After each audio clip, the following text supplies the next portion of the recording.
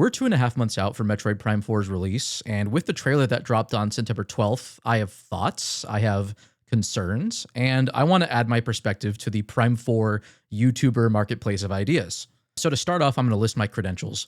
I'm a Metroid Prime enjoyer. I'm 33 years old, and I've been playing the Metroid Prime games since I was 10. I would call myself a Metroid Prime streamer. I've spent the last 8 years streaming the games on Twitch. I'm a speedrunner with pretty good times in Prime 1 and 2. And I also really enjoy playing the item randomizers for the Prime trilogy, particularly for Prime 2. I think Prime 2 randomizer is incredible and is a huge reason why I'm able to play these games over and over for almost a decade on Twitch. Last but not least, Metroid Prime is my all-time favorite video game, though as of late, I would say Prime 1 and 2 are tied for that position for me right now. Overall, I've liked what I've seen out of the Prime 4 trailers we've gotten, as well as the Treehouse footage. The artifact. You best not miss what come up for Samus.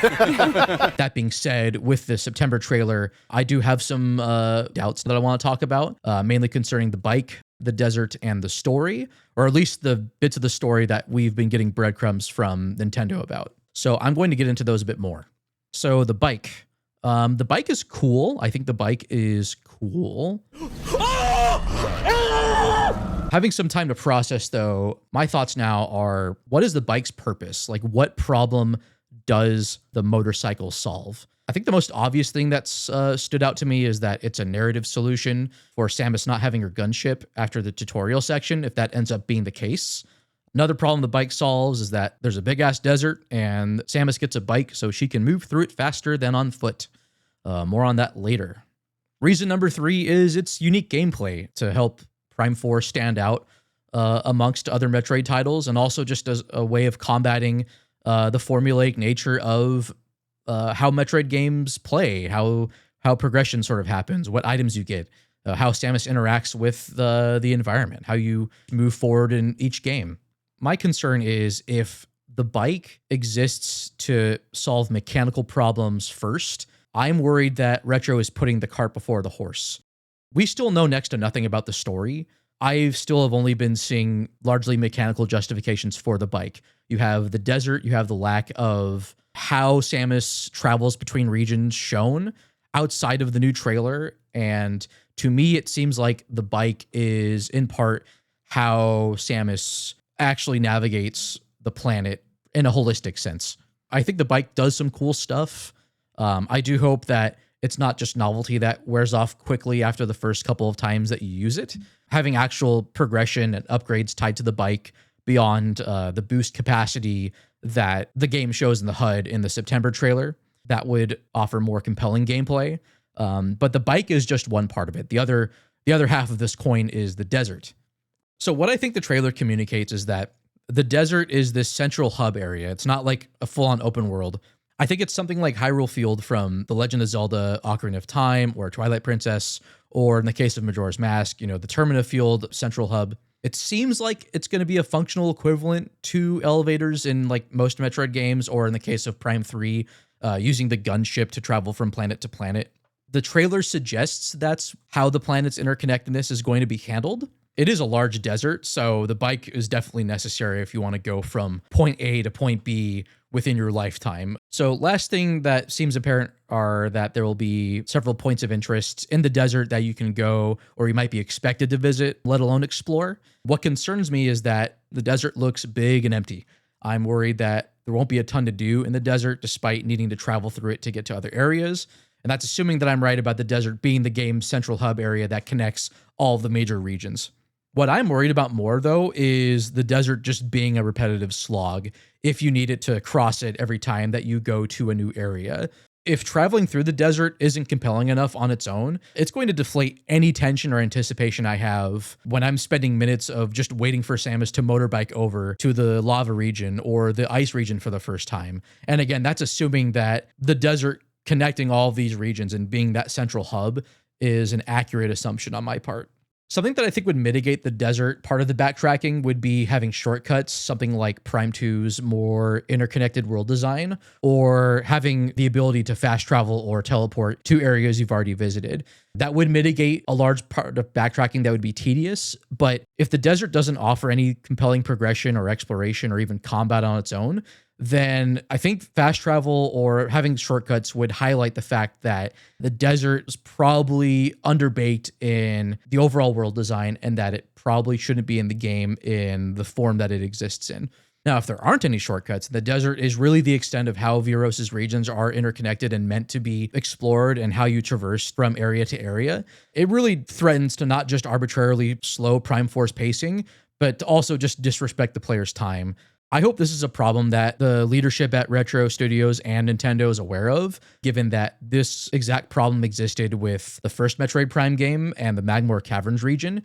You were required to traverse the caverns several times, actually, to progress. The thing is that Magmore doesn't look like it's going to be as vast as Prime 4's desert, and I am worried about that. Hopefully, this isn't a pitfall that the devs ran into in terms of the world design.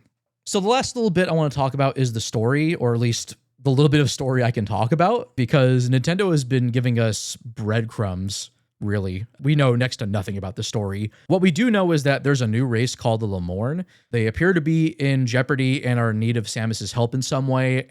And what will be her fate after being summoned to Vuros?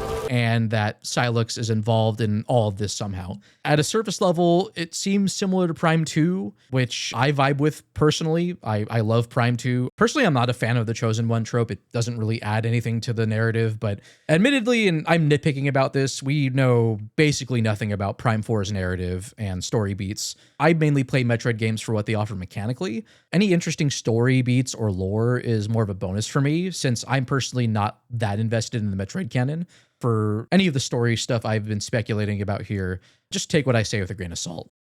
Now, with all of my concerns and worries aside about the bike and the desert and some of the story elements, I just want to emphasize that I am still largely optimistic about Prime 4.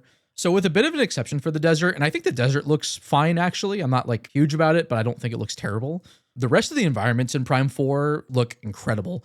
I think there's just some really great environment art going on, some really cool set pieces that I'm excited to experience myself. And it makes me want to explore them, which is the main draw of a Metroid game.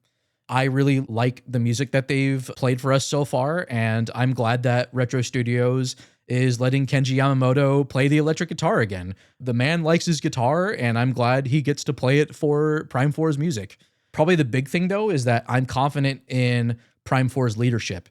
Kensuke Tanabe has produced all of the Metroid games, including Beyond, and Michael Kelbaugh has not only been the president of Retro Studios since 2003, he's worked on every mainline Prime title, and since Prime 2, he's been in a senior or executive producer role on every game that Retro Studios has developed.